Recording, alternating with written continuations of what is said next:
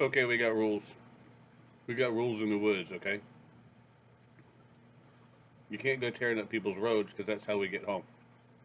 When you do, and we find you, we're probably going to shoot you. Now, these days, that seems to be a bad idea.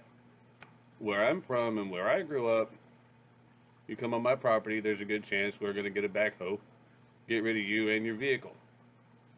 And these two guys are out there mudding around in a truck. I don't care if it's stolen, it's not their property. And when you do that, there's a pretty good chance that you're not going to go home.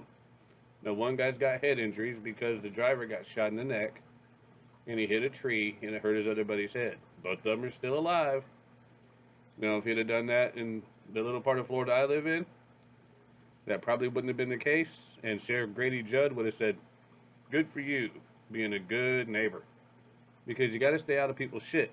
Right now, Omar Bennett is behind bars just behind me at the Haralson County Jail. He tells police that he fired shots at these two men because he was tired of people tearing up the dirt road near where he lived. He also said that he believed these two men were driving a truck stolen from a friend of his. That turned out to not be true. This mudding mishap could have turned deadly. He had an issue with this dirt road that he lives on being tore up from people doing donuts and mudding like these individuals were doing that night. So he decided to take it in his own hands. He goes out there and finds them. Omar Bennett of Buchanan is now behind bars facing charges of aggravated assault, battery, and additional crimes. The Haralson County Sheriff says he got on an ATV and chased down two men driving in a truck near Eves Bridge Road just after midnight Sunday morning. He used an intercom to yell, "Come out." Then, according to the victims, Bennett fired his gun. Fired one time, being one shot.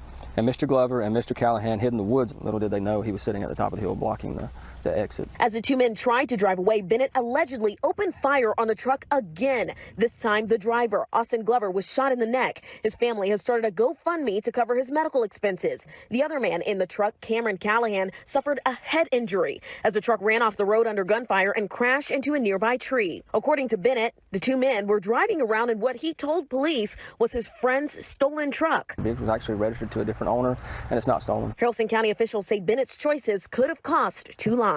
He assumed that he could take the authority into his own hands. Cops are 20 minutes away when you need the problem solved right now. So don't blame the landowner. Don't blame the landowner.